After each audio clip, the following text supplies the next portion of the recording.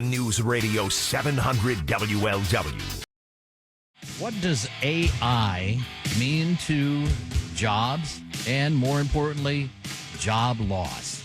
Yeah, I frankly am worried about the jobs it can take. But you also hear the other side is that, well, the same thing conversation was being had when the internet came out. Oh, my God, the internet's going to take every job and there's not going to be anybody to work. And it actually created more jobs. So is it going to eliminate jobs, AI, or is it going to just kind of, steer people into different professions? That's a big concern for folks.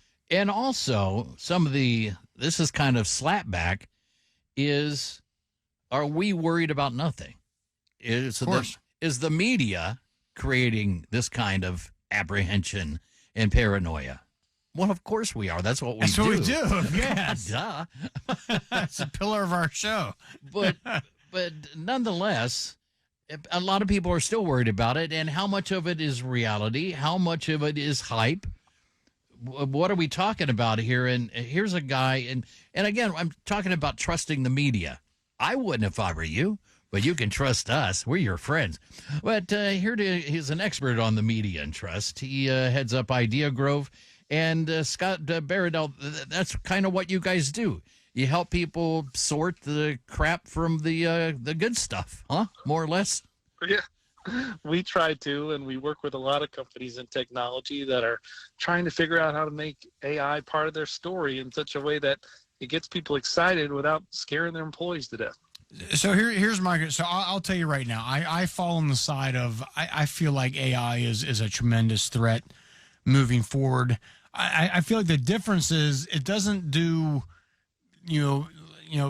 low, like low intelligence kind of jobs. It doesn't do busy work. It's like a manufacturing plant. When machines were made and computers are used, it could make objects faster than a human could. Right.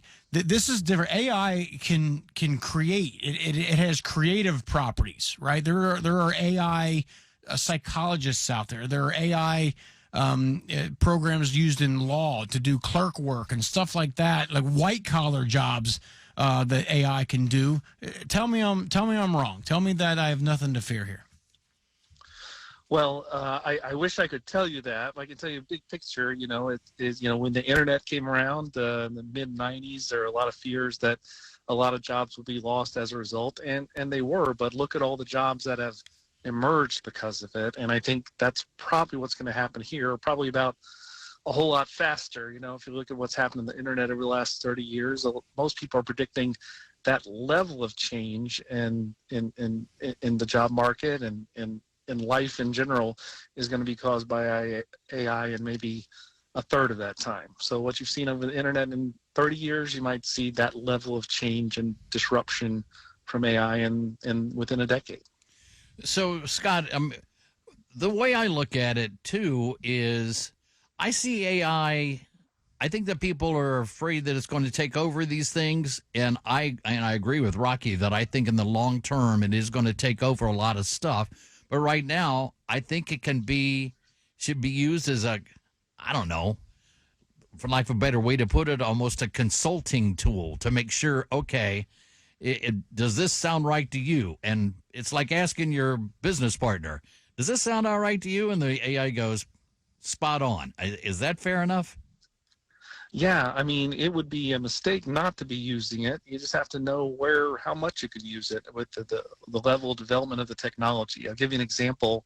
In Colorado, there was an attorney who was using ChatGPT as he was working on a case that he was presenting in court. He just didn't do his own fact-checking, and so he presented a number of fake cases that ChatGPT just manufactured out of thin air and presented them in court. As a result, he was fired by his law firm, and he was suspended by the Colorado bar. So that's happening right now because people don't know exactly, how far you can go in terms of how much you can depend on it. So it's great to depend on it as a resource and a tool, but if you go too far with it, you can be in trouble. It's because it's still developing. Right.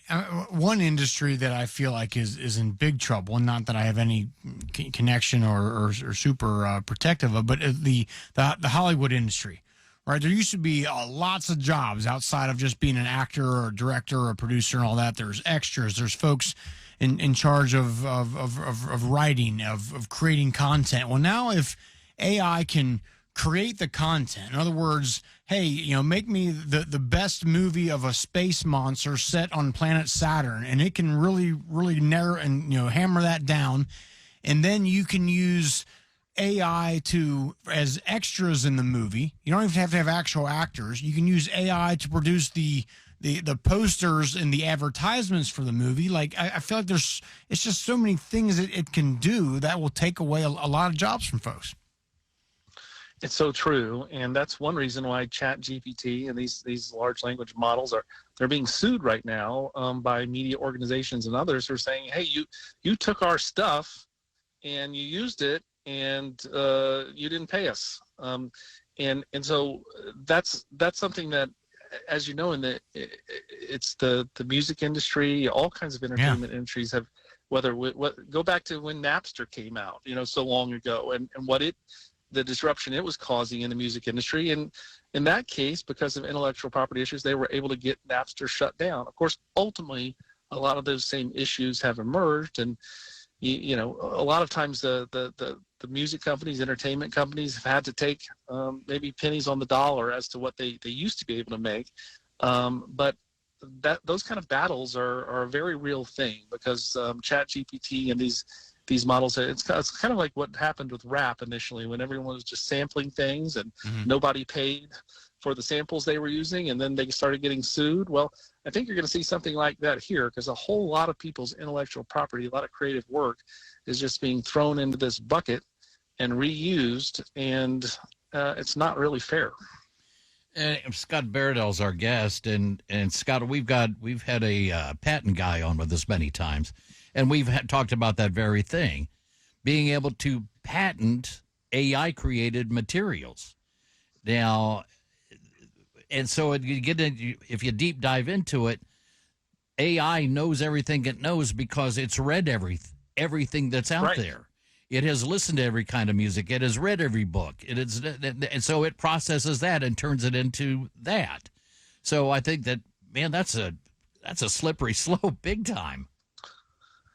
It is big time. You think on a lower, on a not as huge implications, but has had big implications. The internet is what's happened with the media industry. The fact that, most people don't realize that the companies that make the most from what the news media produces, all the great content, all the great journalism, it's Google and Facebook.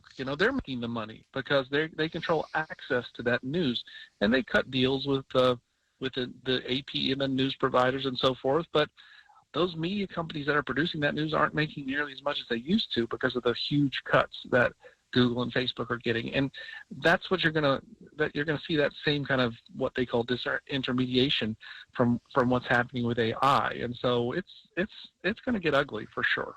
I feel like AI also is something that if you kind of bury your head in the sand and be like, I'm not going to use that, you're kind of like the old guy that says, I'm not going to have a cell phone. I mean, you're limiting yourself. In today's world, it seems like it's being used more and more every day. So what's your advice to someone that says, look, I don't know anything about this. I really don't want to know much about it, but for the sake of like my job and my career and being able to kind of stay relevant, what do you suggest people do in terms of learning more about AI and how it can affect their job or their career?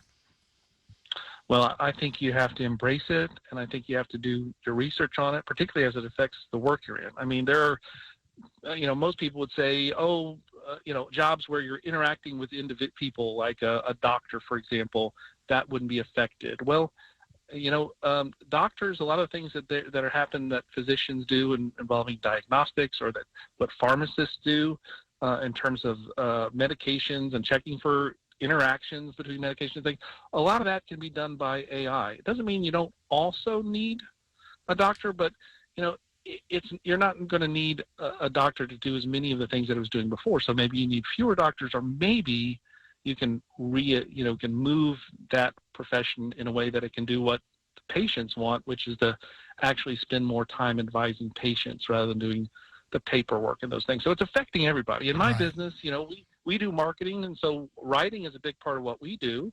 We'd be silly to not be using AI. We'd be silly to just have ChatGPT write a story and pawn that off to a client, because it's probably going to have inaccuracies and sound kind of robotic. But to not use it at all and to not learn from it, and not to assume that it's going to get 10 times better a year from now, you're really, you're really setting yourself up to make yourself obsolete if you're not keeping up.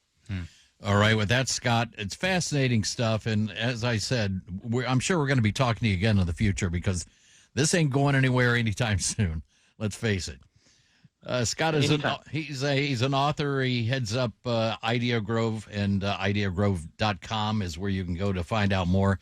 Scott, we appreciate it. Thank you so much.